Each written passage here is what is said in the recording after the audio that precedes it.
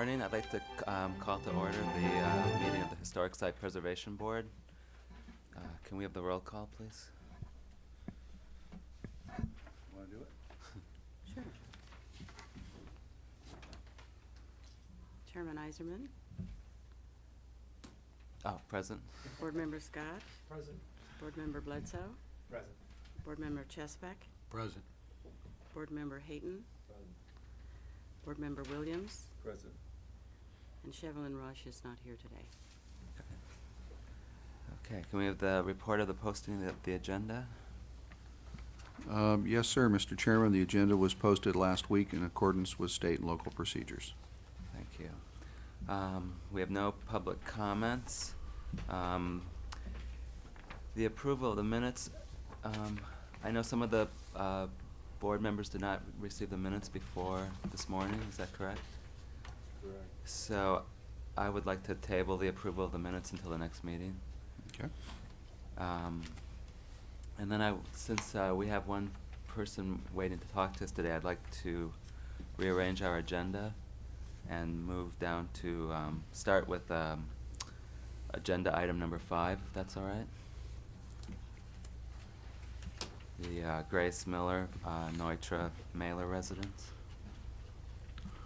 Yes, Mr. Chairman, this is an application we received from the property owner. It's regarding the property located at 2311 North Indian Canyon Drive.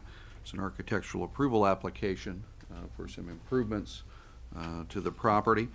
This is a Class 1 historic site. It's also a site that we do have an agreement relative to the Mills Act, and that agreement has criteria built into it that are in effect relative to the future improvements to the property.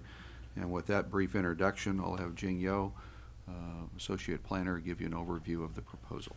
Right. Could I have one clarification? I didn't realize this property had anything to do with the Mills Act. Oh, that's right. It didn't. Okay, That's right. I forgot. thank you. This is an application by Catherine Mailer, essentially just for an exterior wall. At this point, you can see on the plans, the wall is highlighted in yellow. What is being proposed is on the north is actually to the onto the right side of this plan here. She's proposing to have a 6-foot-high property line wall on the south, north, and west property lines. And on the east property line will be a 5-foot wall. And that's really all that's being proposed at this point. The reason this is here is this is a Class 1 site, and staff does have some concerns regarding when the site was designated. One of the requirements was that there be a 25% view corridor preserved, for the home.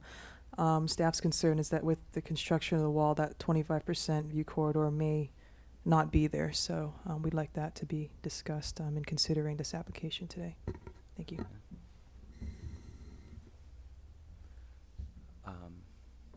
What's the material of the wall? Concrete block? Thank you. I have a question. Does it include any landscaping at all on the Indian? Turn. Oh, sorry.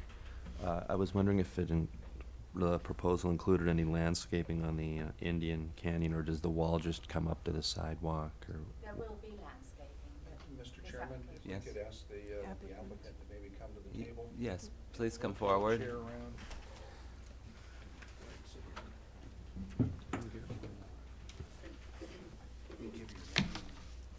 okay.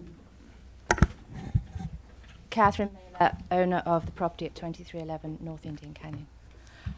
To answer your question, at this point I'm just applying for a wall.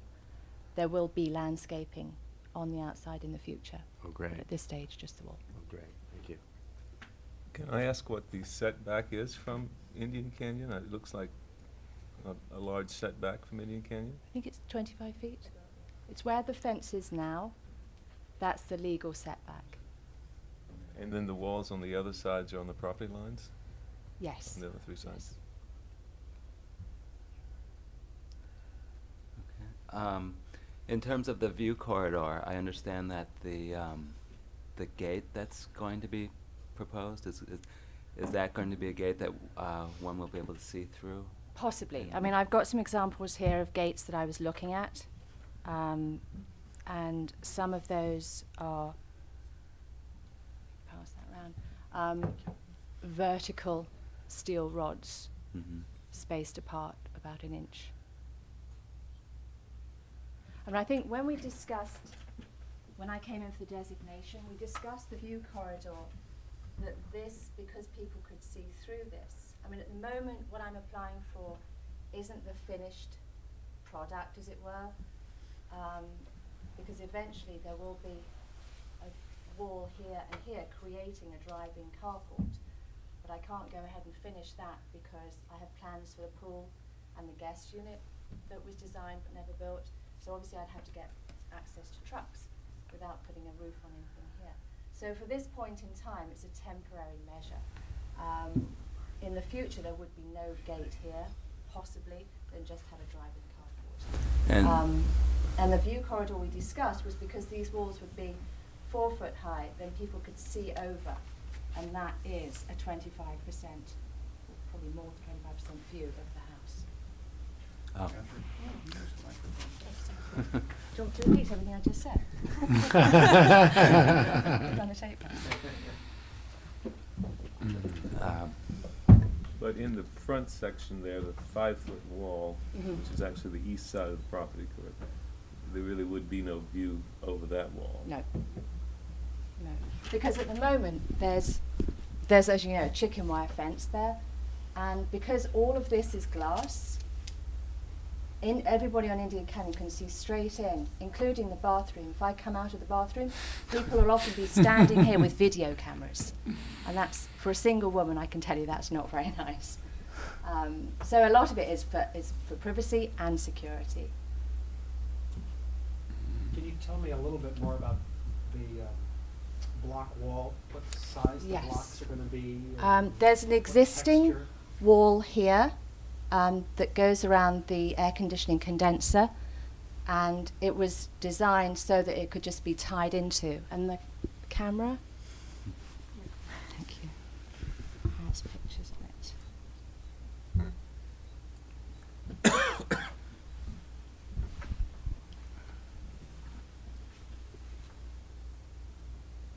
It's just very simple concrete blocks with a score down the middle, the same as the Sinatra house, I think.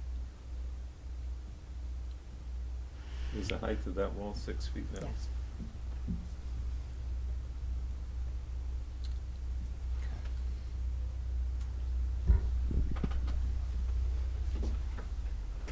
I must say, it's great of you to have this camera with these pictures, and I want to see them all. Mr.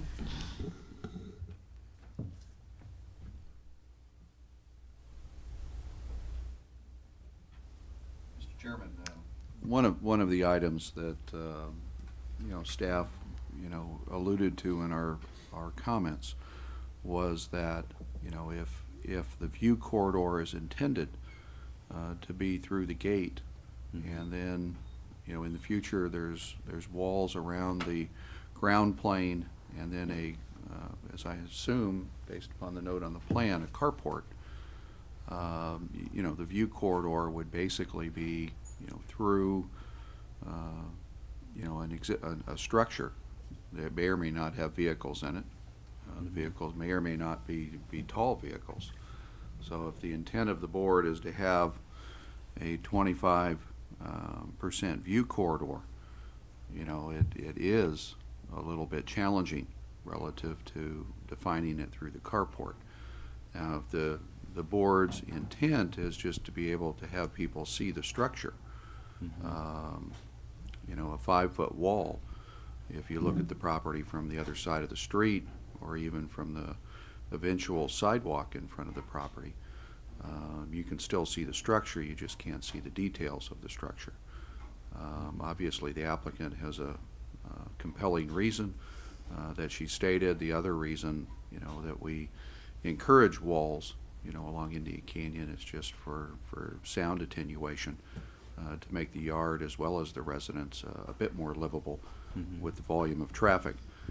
Now, there are ways to, create walls that have view corridors, but, directly from the street, you might not be able to see in. You could do staggered walls, where the view corridor then becomes something where you look in on angles. And it could be done in a way where the privacy issue could be addressed. It's a board call. You have to make the finding that it's equivalent to what the stipulation was, because that was part of your report to the city Right. council. So you have to at least make a determination that this meets the 25% criteria, and that's up to the board to determine. I have a question. So the outside walls are 6 foot, the front wall is 5 foot, but isn't the front wall the wall that retains your privacy? The reason Like, shouldn't all the walls be 6 foot? I wanted them all to be 6 foot, but there's a code issue that if it was 6 foot, it could only be 60 feet across. Well, I could only have 60 feet of the frontage as wall. Right. And, So y- by and they dropping can't down. get over that? It's outside. It's outside the setback. This was 15 feet, right? That is, 30? 36 feet from something. yeah, 30 foot 6. that's the property line. And that was 30 feet, so it's very well set back. The way the ordinance reads, that if the wall is within the front yard setback, there's a limitation on the amount of the wall that can be 6 feet high. The code basically reads, at a 15-foot setback, the wall can be 6 foot high for no greater than 60% of the lot width. And the idea there was to try and create yards that had some play from a design standpoint.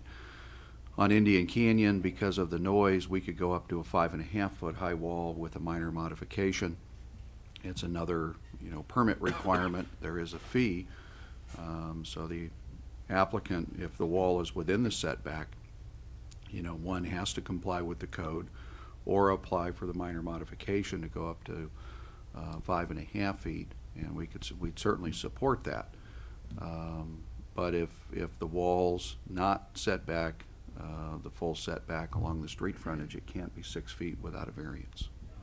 And we could work with, if you're comfortable with the placement of the wall, we can work with the applicant on the actual final design of the wall relative to setbacks, and work with her on the various other applications that might have to come with it. She may or may not wish to apply for another application. I would like to clarify for the board members, since I'm the only sitting board member who was on the board when that property was put forward for designation, that this is the plan that Catherine presented to us last summer, and we discussed this in depth, and the view corridor was always considered to be from the carport.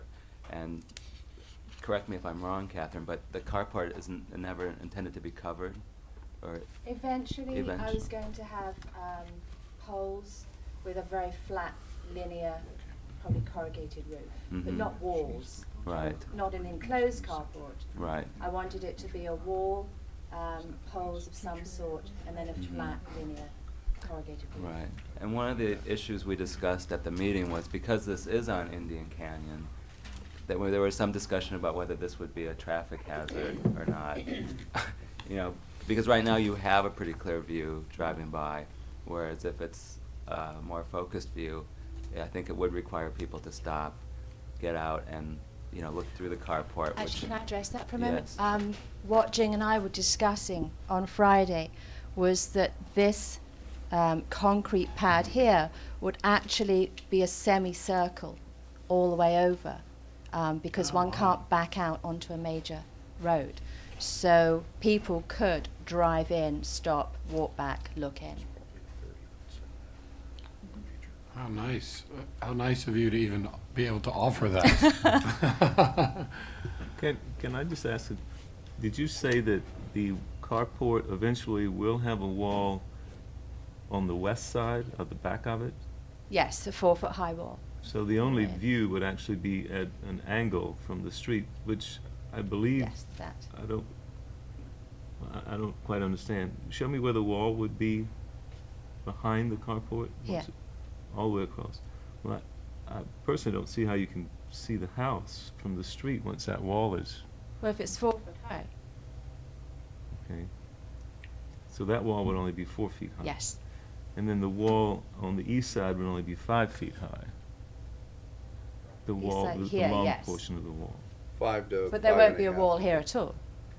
Well, there's actually a relatively big difference between 5 and 5.5. At 5 feet, you can't see into the yard, but you can see at least the upper part of the structure.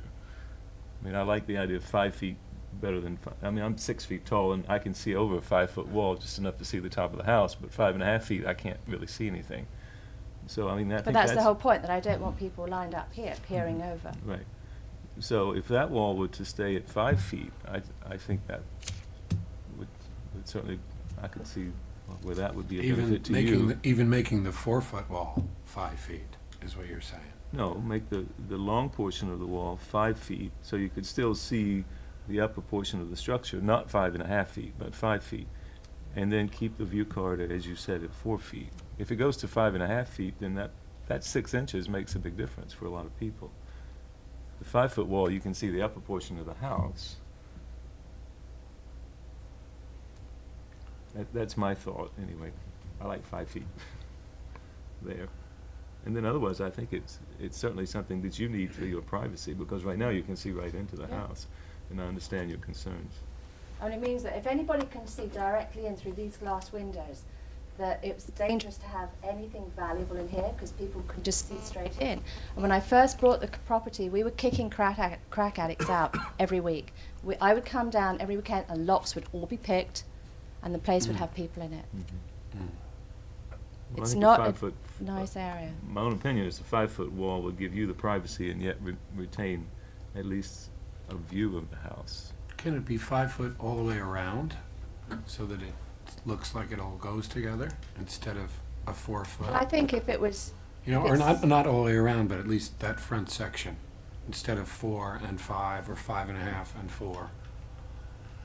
Just my opinion. okay. Well, I don't think the 6-foot wall on the other, because there's no view corridor from the other Yeah. property lines. And No, 6 it's feet would give entirely you closed. privacy. There's a property here, there's a property here, and there's property for sale here. I have a question. How far from the 4-foot wall you put in the back of the carport is it from the edge of the house? This one, Yes. from here, Uh-huh. How far approximately is that? Do you have? that's 20 feet. Probably 25 feet. So it's a pretty good distance then Yeah. between the carport and the house. Yeah. Okay, thank you. I have a question. I mean, whether it's 5 foot or 5.5 feet is sort of mute. It looks like you're gonna have a lot of planting there. And most of us that live in houses with walls put a lot of planting and block it out. So we're not gonna be asked to review the planting plan, I suppose. Okay, and then it's just the application for the wall, not for the fence or the gate that would be within that 25-foot, the garage gate or entry At the gate. moment, some of the pictures on here were of sliding Right, gates of right. various types. So, but you'll be applying separately for that, or is that part of this I application? don't know, is it, It's it would be, I guess, part of this, because once the wall is up, I would have to have some sort of gate there. Right. And where would the gate be? Here. Is it your intention to apply for that now, or? Well, you said on Friday that I should. Right. Well, I mean, the intention is to probably try and get approval for as much as possible, so Catherine doesn't have to keep coming back 6 or 7 times for Right. every change that she would like to make. But, yeah, if you'd like that to be part of the application at this point, that's. Might as well. I mean, I haven't Okay. chosen a gate at the moment. I've just got examples here of things that might work with the design of the house. Well, I would suggest that we do include the gate in whatever motion we make today. And since the carport is not designed, I guess we would like to see the carport when you're ready to move to the next, but that's somewhere down the That's line. like 5 years, So, whenever. right, so I think that we definitely need to discuss the gate. And my feeling about the gate is that since the entire view corridor is not available until this future build-out, I would suggest going with the gate with the vertical Oh, I see. supports that one could see through.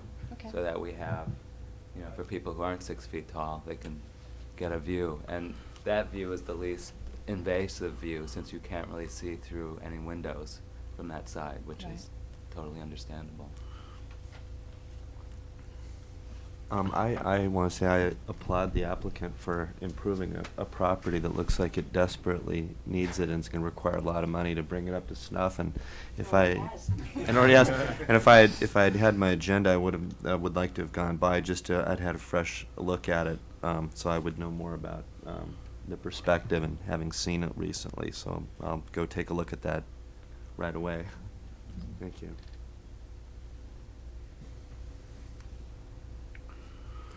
Mr. Chairman? Yes, sir. It seems as if the board is ready to probably make a motion. If I could just give you some suggestions. One, that your motion, whether you put it in or not, the wall, its location still needs to comply with the zoning ordinance setback criteria, and we can work with the applicant on the final layout. Two, that unless the board sees the gate as something that is critical to the historic preservation of the property, you could leave the final gate approval up to staff, provided it's an open gate that allows visual observation of the house. We would also like, prior to the issuance of the wall permit, to actually see a sample of the block so there's no misunderstanding in the field. We've run into that based upon pictures in the past, and it's real simple to bring in a block sample. Most block companies will provide that to the applicant. Fourth, the board may want to put a time frame on landscape. If this was not a historic site, it would be subject to planning commission or staff approval from an architectural standpoint. Excuse me, and typically when people are doing perimeter walls, we do ask that they do at least minimal landscape, ground maintenance in front of the wall as part of the overall development program. You could defer that. You might want to consider whether or not you defer the landscaping to a point certain. We're not going to take this item to the planning commission. It's a relatively minor item, but technically on projects subject to architectural approval under the zoning ordinance, the planning commission and the HSPB have a dual function, but we don't see the planning commission seeing a need to participate And in is this because of the property being on Indian Canyon? Yes. Okay. Single-family homes located on major and secondary major thoroughfares are subject to architectural approval. Well, And then- it should matter, that we should care, because if by chance an ugly wall went up, we would all hate it. Yes. So, Well, no, this. and if it was never landscaped, we would all hate that too. So, Doug certainly has the right thing to say. There's nothing, I would suggest more privacy.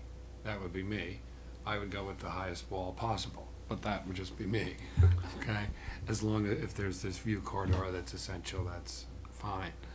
But maybe we really should look at the wall, what it's gonna look like. From the pictures, from the wall that's there around the condenser or whatever, it's just a casual brick thing. It's not that attractive, If it's gonna be really nice, it would be nice if it was attractive.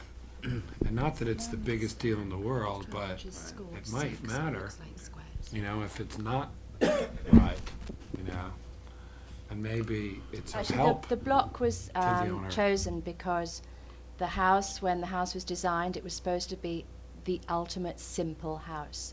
Nothing extravagant. It was the polar opposite to the Kaufman house.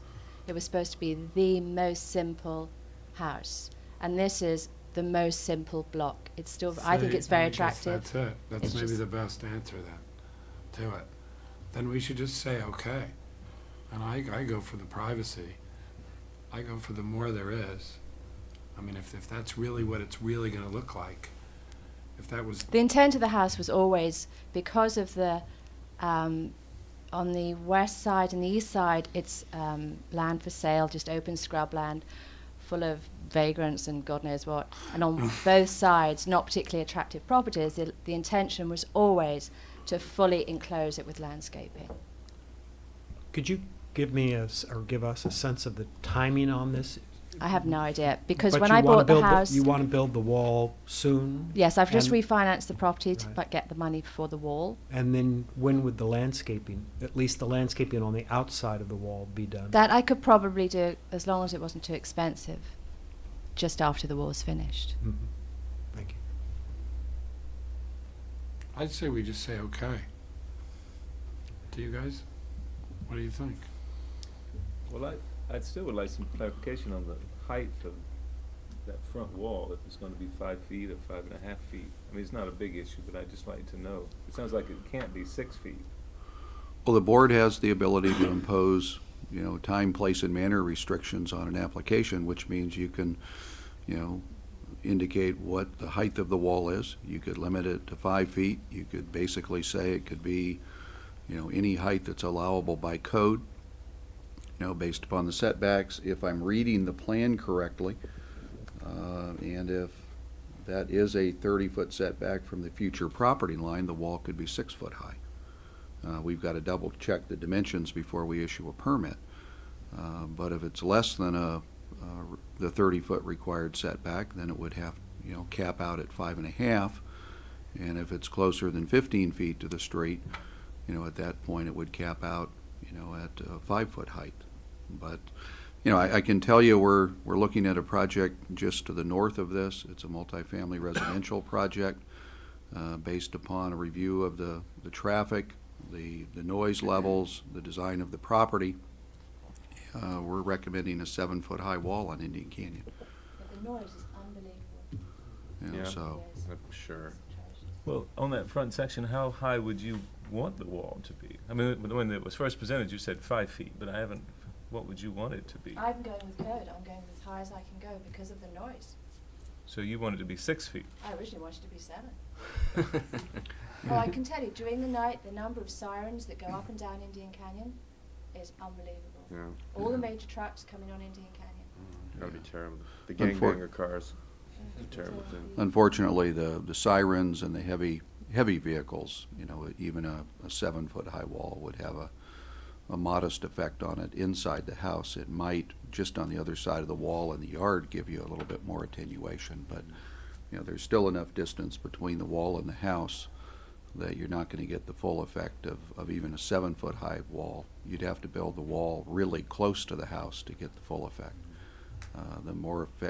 Most effective noise attenuation is absolutely either right on the source, which means next to the curb, or right before the part of the property you're trying to protect. If it's in between, the noise will come up and roll back over, and the way If there's sound. trees in between that will help, won't it? Trees are really nice to convince you in your mind that you don't hear things. But without ample distance and an extremely dense hedge, tree program, the trees aren't going to do much for roadway noise. But they do give you visual relief, and most people, when it comes to environmental noise, if you can't see the source, you don't hear it in the same fashion that you do if you could see the trucks going by. Well, just from a consumer point of view, I mean, you've done such a marvelous job with the house. It really is a beautiful structure, and it was in shambles when you took it over. And right now, you drive along Indian Canyon, you look on the left, and there it is, a little jewel amongst all this other stuff. If you put a 6 foot wall, because you will be driving on this plan from left to right because of the traffic flow, mostly, well, I do, but I guess it's two-way there. Driving by, you won't see anything except a little carport. But if it was a 5 or 5.5 foot wall, then as you drive by, you at least see the top of the structure, and you could see something. Just my thoughts. I mean, as Jim said, this was all discussed when I put the house forward for designation. I mean, the way I feel about it is, I think, Catherine, as long as we have that view corridor, I think the wall should be able to be built as tall as the code allows. And I would also suggest we make this as easy for Catherine Mailer as possible in terms of allowing the staff to sign off on the brick and the fence, or the gate, since we as long as we agree on having an open gate and we agree on the type of brick that's described, I don't see that Catherine needs to come before us with that again. I agree. I agree as completely. well. Yeah. I'd just like to know how tall the wall is going to be before we, I mean, if you leave it to Well, I think staff Doug and you just ask said for a that variance, it could go according to to 10 setbacks, feet. yeah. Yeah, assuming that the dimensions on the plan are correct, if it's at 6, or if it's 30 feet back from the property line, it can be 6 feet. Well, and the farther back the wall is set, the better your view of the roof is going to be anyway. Correct. So, So we're saying it will be 6 feet and not over 6 feet. No, it won't be over 6 feet. Yeah, if Yeah. it goes over 6 feet, she'd have to apply for a variance, and Yeah, I well, don't think let's she'll put it want in to there. do Have to come that. back to us. No, 6 that would go feet. to the planning commission. okay. Yes. Well, can somebody restate that motion for us? I'll make a stab at this. I'll move that we approve the application that the front wall be a maximum of 6 feet high, that any approvals for the material and gate design be reviewed and approved by the staff, and that the landscaping on the front of the wall be completed as close to within months of when the wall is completed. Does that sound good? Yeah, I'll second that motion. Okay. okay. Can we have a vocal call? Sounds perfect. Aye? I totally Aye. Aye. Okay, that's approved unanimously. Thank you for coming. And we'll see you again in 5 years. Good lot of great projects you got going. Good for you.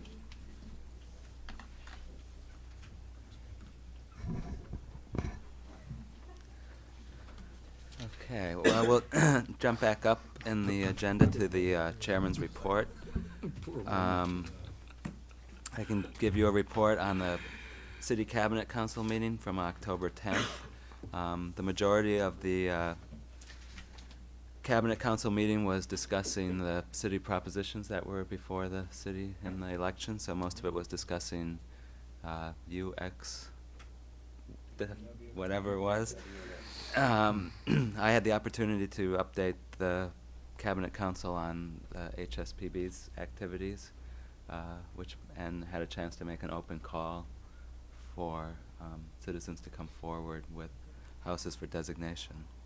So we'll see how many people were watching TV. And I guess that would basically conclude the chairman's report, unless you have any questions. Okay. Next, we have no public hearings today, so we'll move down to the agenda items. Our running agenda item is the discussion of the city's historic preservation ordinance. Is there any updates on this, Doug? No, Mr. Chairman, we did indicate at your last meeting, we're just going to keep this on the agenda. That way, if you want to discuss the ordinance or an issue comes up that falls under the ordinance, it gives you the opportunity to have that discussion. All right, thank you. Member Scott, can we have a report on the Palm Springs Preservation Foundation? Yes, the Palm Springs Preservation Foundation had a wonderful, successful Polynesian weekend, first weekend of November. We put together a journal which is available at the available at a number of stores for sale, with original design by Shag. It is available at the Tourism Bureau on North Palm Canyon too, and I encourage people to have a look at it and perhaps buy it. It's got everything you ever wanted to know about Polynesian architecture and design in Palm Springs, both the history and the current use of some of our buildings. And all in all, we had a great time. Thanks. Thank you. Member Bledsoe, could we have a report on the Historical Society?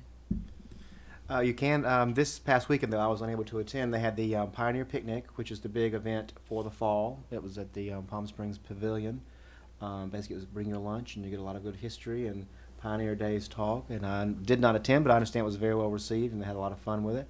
From the newsletter from Sally McManus, I did see they have a lot of activities coming up.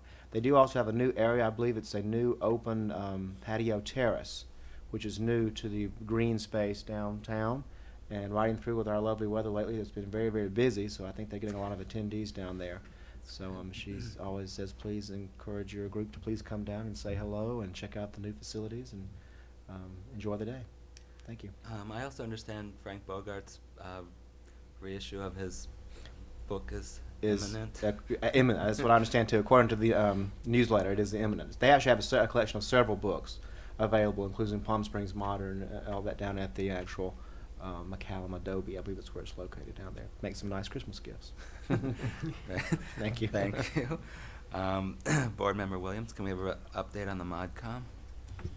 Yes, Mr. Chairman. The ModCom committee had its November meeting last Saturday, the 9th of November. The committee has a vastly improved website, which I would encourage all of you to look at. It is www.psmodcom.com, and it has a lot of information about modern buildings in Palm Springs, and it's quite good. The ModCom members have been actively involved in the ongoing process to establish a preservation ordinance in Rancho Mirage, which you may have seen recently got editorial support from the Desert Sun, which was encouraging. Also, ModCom is working on a package which they are calling the Palm Springs Class 1 Historic Site Designation Information Package. Very Say that auspicious again. name. There you go. That will hopefully help interested parties get more information about how to get their properties designated as a Class 1 site and to understand the potential tax savings from the Mills Act. Upcoming events from ModCom, there's a Christmas party and map sellers appreciation party on December the 14th. It's for members only. There's also a ModCom home tour scheduled for January the 18th, which will be touring 5 well-known modern homes here in the city. It should be a great day, actually. And then, last but not least, there is the Palm Springs Modernism Show, which is scheduled for March the 7th through the 9th. And I'm going to pass these around, and I would encourage any of our board members to attend.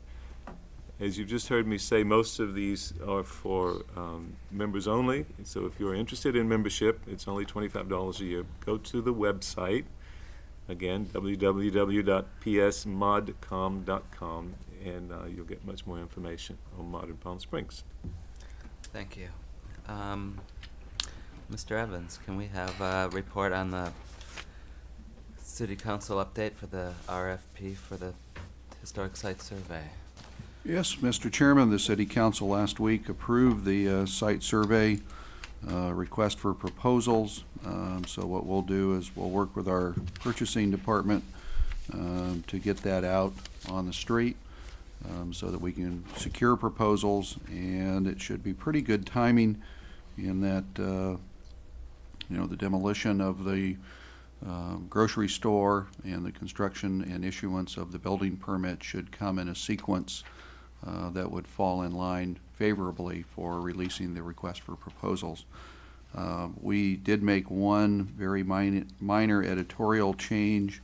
The board was concerned about one portion of it said structures are 45 years of age and older, and then if you went down, and then it also said, any architecturally significant properties newer than that. And what we did was we just muddied it up into one statement that basically says, give us a list of the best, and then we'll ferret it out relative to the ordinance later on. Okay. Is it possible for us to get a copy of the final wording of the RFP? Mm-hmm. Or who is doing it, or what their credentials are? Well, Is that a possibility? And I guess it's up to us to choose, I guess. I mean, Mr. Evans can clarify this, but I understand that the board will have some oversight of the process when it begins. Yes, normally what we do when we receive proposals, we put a screening committee together.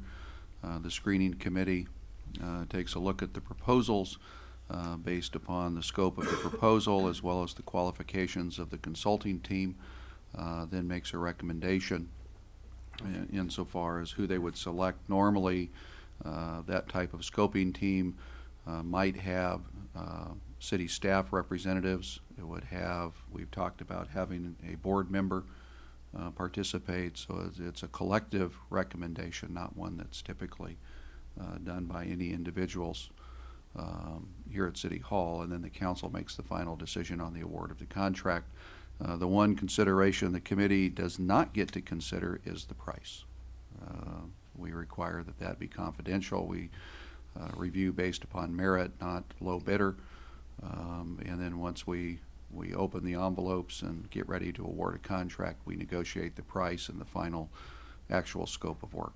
So it gives us a couple of chances to make sure we get the right team as well as the right scope of work.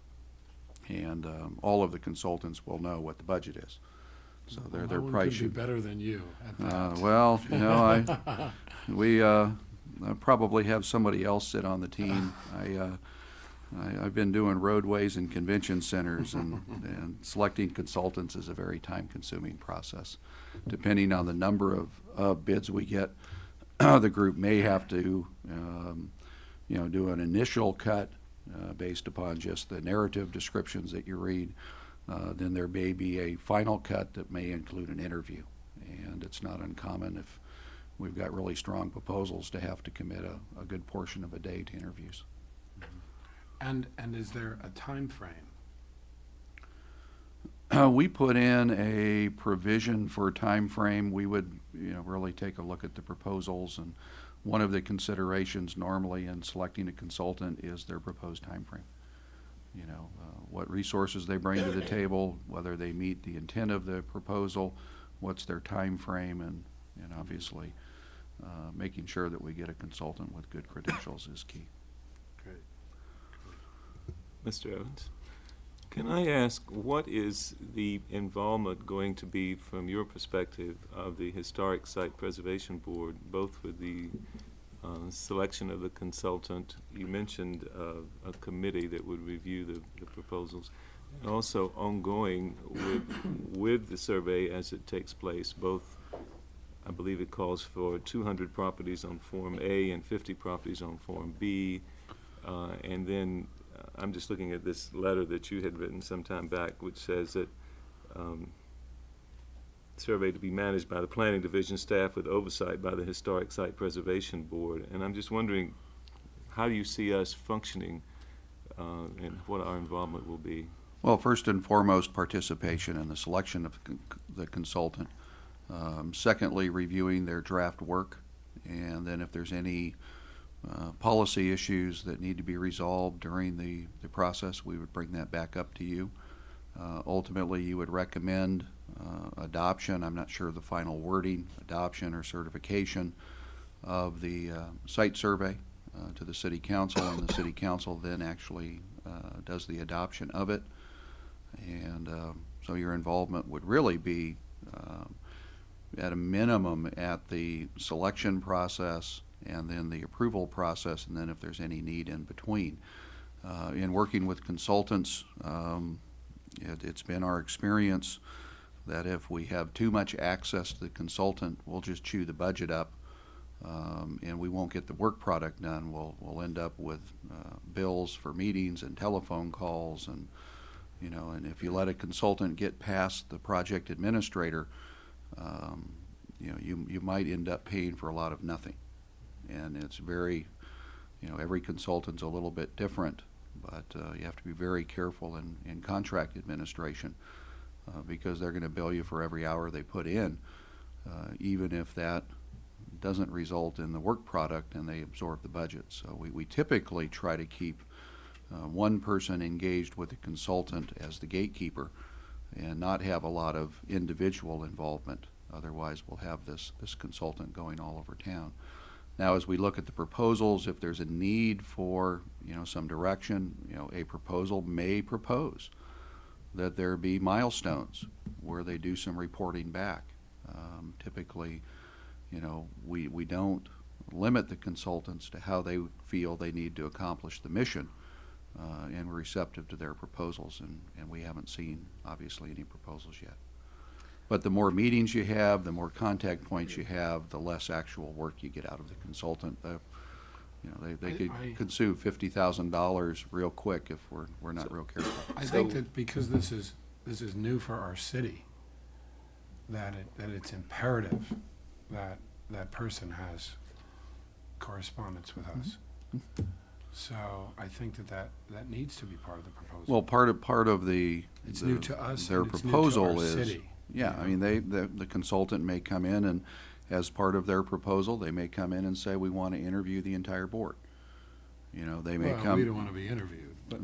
Well, I mean, you know, to But we want find to hear out. what they're doing. and Yeah, we wanna well, know I mean, what's but what up. we try to do when we do a proposal is these are, hopefully all the firms that bid on this are firms that specialize in this activity. And what we want to do is not dictate exactly how they perform the task. I mean, we could have Well, but written. certain criteria Yeah, and needs to be met. right. And when they basically make their proposal, one of the Part of things the selection committee will evaluate is whether or not they're going to adequately explore the known information and the experts in the community. And I would suspect part of their proposal will be, you know, some interviewing and touching base with people that are knowledgeable about historic resources. And they may very well say they want to come in and talk to the board in a meeting. You know, but again, what we try not to do is you know, specify so tightly that, you know, we end up with no creativity on part of the consultants. You know, and some proposals that we do at the city are extremely explicit in the task. We just felt this one needs to be one where we take a look at what the experts recommend that we need, and then we have the interesting task of finding the best one and then negotiating actual scope of services. Well, So just so I understand, the city has approved the request for proposal, and that will be put out as soon as the demolition permit is issued for the Ralphs? No, the proposal will go out as soon as my staff and the procurement staff can put together the documents and actually release it. All of the work has been done with the exception of release, so I would suspect within the next couple of weeks. I don't know what their time schedule is with all their projects. They're working on convention center and finalizing the parking structure, so I have to get into their workflow, but the majority of the work is done. They've already reviewed the RFP, so it's just a matter of when they can get it released so They that it goes. being the staff? Yeah, city the staff. city staff that runs our purchasing department. And then once those proposals come in, there will be a committee which will include at least some of this board that will review those? Yeah, we'd likely ask that we have one member of the board. And who else would be on that committee, do you envision? Be at least one planning staff member, probably somebody from purchasing, and I think we might take a look at one community member, So approximately 4 people on that. roughly there. Three Three to to four. I mean, this is a fairly small contract. 3 to 4 would be ample. And then once the contract is granted, then pretty much the consultant, for instance, the selection of the 200 properties and the 50 properties, that would be at the discretion of the consultant, or is he going to be given direction by the city or the planning or by this board? Well, we're going to give them the list that has been developed by the board Okay. as their first cut, and then it's up to them to go out and do the field survey, the ground truthing, the historical research, and then they are to come up with what they think the list up to a couple of hundred. I don't remember all the specifications are. I mean, that's their task, is to develop that list. And during that process, hopefully, we will be updated at some point, not to the point of disrupting their work schedule or running up the billing hours, but We can keep you briefed as to where they are, and again, a proposal may come in, and, you know, we may negotiate into the contract progress reports as part of it. I mean, Okay. you know, Yeah, the which thing is you've got to keep perfect. in mind is if you typically ask a consultant to come in, and let's say they come in from Los Angeles, you know, they're going to charge you $500 to $1,000 to come to a meeting. So we have to be very careful that we don't invite them to meetings unless there's actually a work product that we would see at the end of the meeting. Well, I agree with Board Member Chesbach that from my own personal perspective, I'd like to stay in the loop, as it were, as the process goes along, so we'll at least know what's happening, rather than just be presented a final product at the very end. Hopefully that will happen, so. Well, we certainly hear that from the board members that have spoken, that you want to be given progress reports, and we intend on doing that. The question is how do we format the contract, and whether or not we bring the consultant in for those, or we give you an update. Okay. Thank you. If I could say thank you for getting this together, and yes, we want to know. So keep us in the loop. We will. As we put it. So.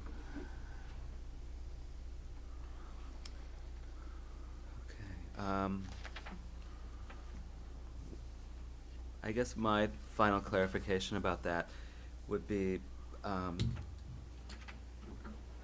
would you like us as a board to either select a subcommittee with somebody from that subcommittee as the person who sits on this board, or sits on this review process? We can probably do that at your next meeting. Okay. Yeah. That would be great.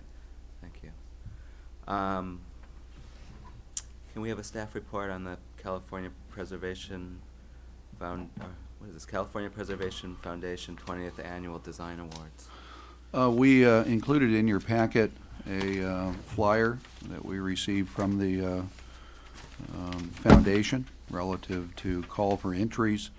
There's 7 different types of entries: restoration, rehabilitation, adaptive reuse, preservation, stabilization, additions to historic structures, and contextual infill, cultural resource studies, reports, software programs, craftsmanship and preservation technology, and archaeological and cultural landscapes. And we just put this on your agenda, 1, to call it to your attention, and 2, to see if the board felt that there was any activity in Palm Springs that you felt you might want to try and submit an application fee. The general entries are, the price is $150. That's a pretty nominal fee. Really, the cost would probably be more in tune with filling out the application, but I'm not sure if the board or any of the private groups would like to champion and sponsor. If the board wanted to try and champion and sponsor, we do have sufficient funds to cover the entry fee, and I'd have to just find out how much effort, if you asked us to actually prepare the application, it would take, and whether or not we have staff resources to do that. But this is really informational for the board to see if you feel there's any particular property in town that you would like to see if the property owner would like to participate in this. Well, personally, I feel there's a number of properties in town, but I don't know how anything could be prepared in 3 days. Right. Yeah, it's pretty quick. Yeah, the final submission is due this Friday, so this is a good information to have, and perhaps we should be thinking about it for next year, if they do this on an annual basis. Yeah, my understanding is that they do, and I think it would be great to, as a board, put forward something next year. Well, we're certainly saying it right now, if people are watching us on TV, the California Preservation Foundation. So if anything, if it's a commercial, if it takes, somebody a couple days to fill out something, they could still send it in. And so it's all possible.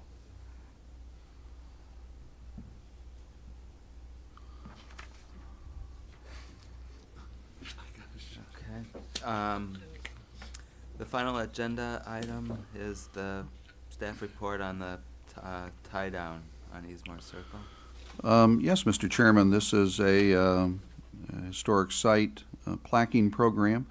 The colonial names of the 17th century, really championed and sponsored the designation of the tie-downs.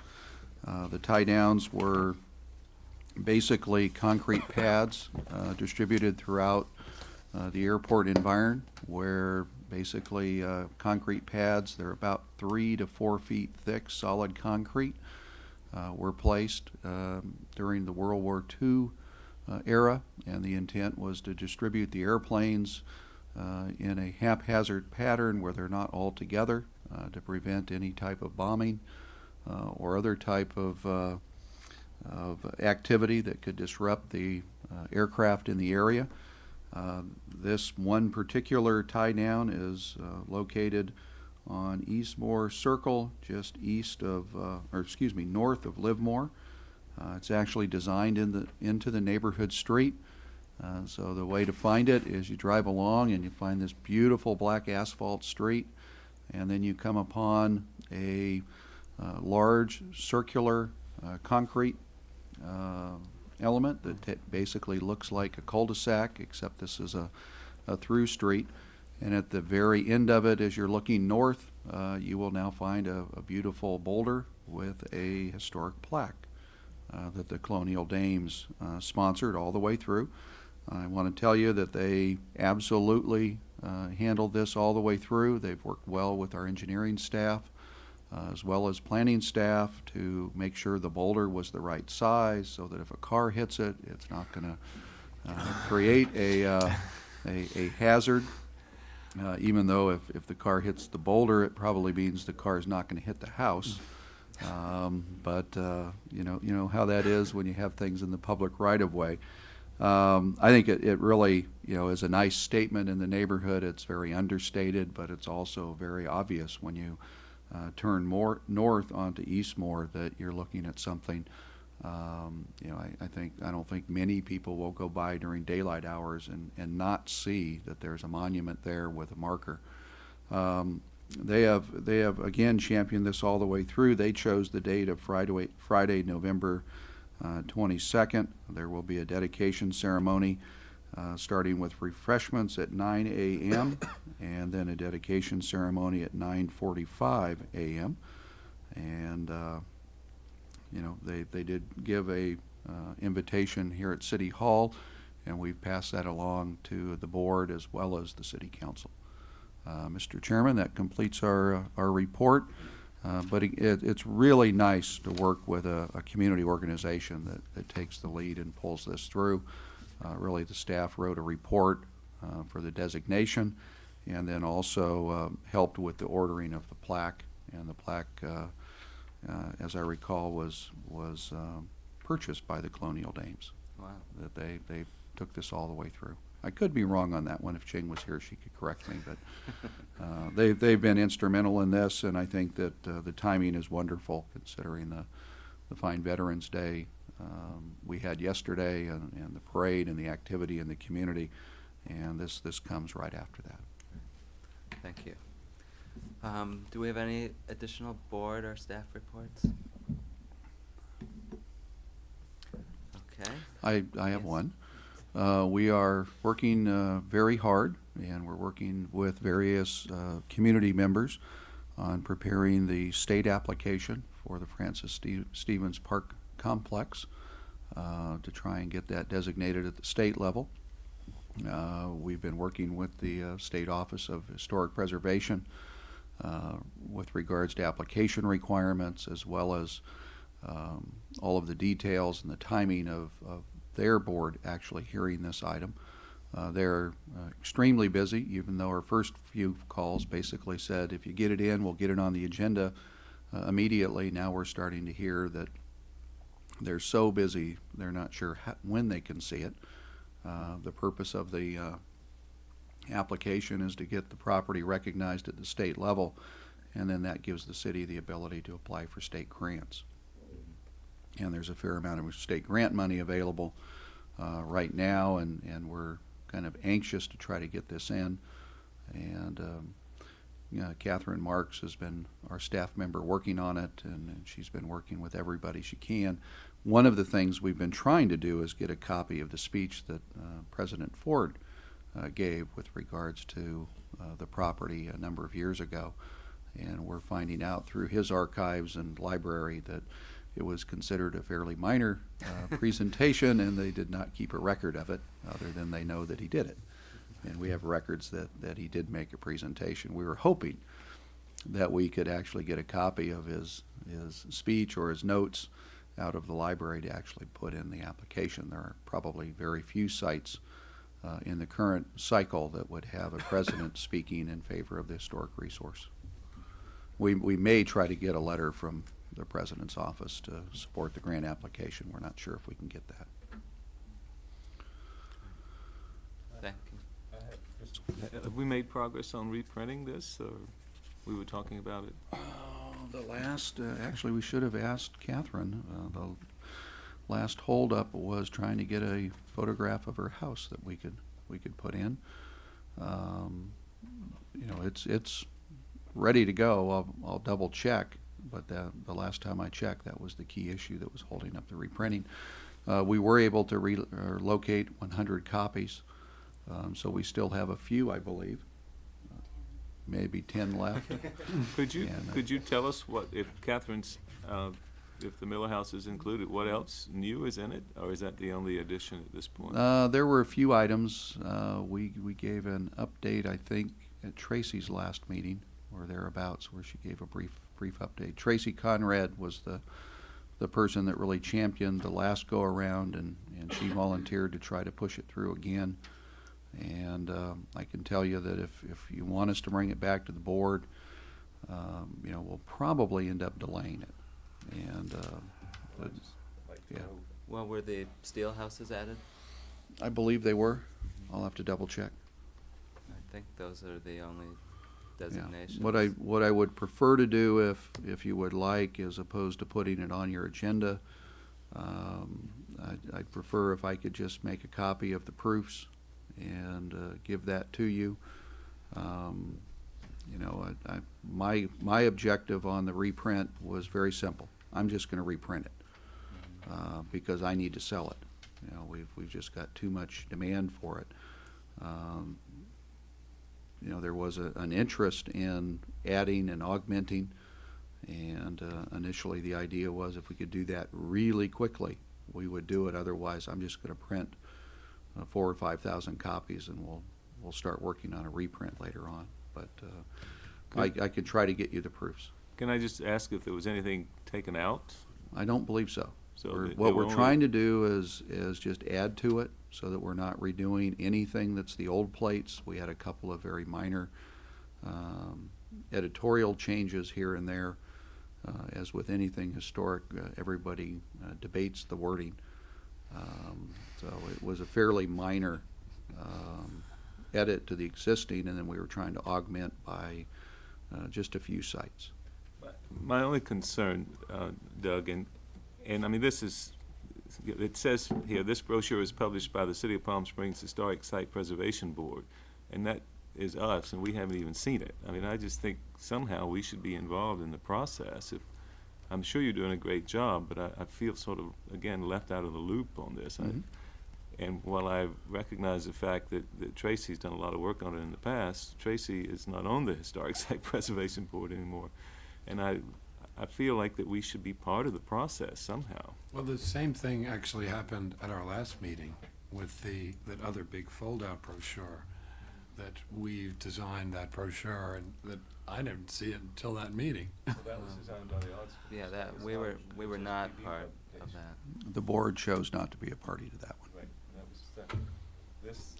Well, Yeah, it seems to me we could appoint someone from the committee, from the commission, to review that and work with the city, rather than bringing it to everyone here. If we appointed someone to handle it for us. And since it sounds like it's at the 11th hour, perhaps just have someone from this board review it so Right. that you can go to print with it. I don't want to hang it Mhm. up because you do need it. Yeah, and not to rip it apart, but to just look, you know. well, you know, recognize that even though boards do change, if the direction staff was given was from a different board, we execute that direction. And the direction we were given was to work specifically with that individual, get this thing reprinted as quick as we could. So in essence, we did have the board's endorsement and direction. But what we'll do is we'll try to get a copy of the proofs. We'll give it to the board members. If you have comments, please just jot them down right on the prints, mail or fax them back. so that we can take a look at it. What I'd like to do is literally the day we get the last items added in, I'd like to give it to the print shop. They're anxious. They've got new printing equipment. It's going to be much less expensive and cumbersome to redo this than it was the previous time. And, you know, we could have, you know, a new brochure out probably within a matter of weeks if we have the last edits. That'd be great. And we are Which getting would be down to that nice, time yeah. where Loretta, you know, when she gets a call from the Visitors Center or the Desert Museum, she's going to have to say, we're all out, going right into the season. So we're at that point. And if we reprint it, I mean, it sells well, and the board would like to spend some time for the third edition, you know, then it might be appropriate to spend a little bit more time and take a look at it. With the new printing equipment, it really makes it easier to expand this as opposed to the challenge we had when we put this last one together. It was a fairly cumbersome task. I agree. I think you should definitely move on that to expedite it for the current season, and then move forward, because it's a little late for us to get involved. Does the chair want to appoint a member to take a look at it officially, or just you want to informally have the board take a look at what we have? What are you interested in? Is somebody interested in being the I oversight kind of person? agree with Board Member Hayden. I think that we kind of have to do it. It's maybe What- time, but we should look at it. What at some I'd like point. to do, rather than just You know? have, so I obviously don't claim to be an expert even among this group, but I think if we could do your suggestion and just perhaps get copies of the final proofs out to each of the board members, and then either have each one of us give us a time frame to call in if we have any questions, or, because we all know a little bit about a lot of these things, and it might be, you know, there's some little typo or some If little by date or chance something it's that not a someone bad here, idea. like Bill, could suggest might need to be changed or looked into. But that would be, I think, because of the essence of time, rather than have one of us come look at it, if we could get a copy out to the board. Okay. What we'll do is when you get a copy, if you could try to look at it within a couple of days, that way, you know, we're ready to print the minute we get the last material. My last discussions were that if we can't get the photograph we're looking for, we're just going to have to move without it. And we'll pick up the next house, you know, the last designated property on the next go-round. And but we'll double check, and you know, we'll get you a copy of the prints, and then a very brief little status report. I was not aware that the previous board had given direction about Tracy, so Yeah. Well, she put a lot of time into it first time, and you know, understands our printing process, so it made it real easy for her to work with the print shop. Thank you. If there's no further business, I would like to adjourn the HSPB. Thank you. Thanks.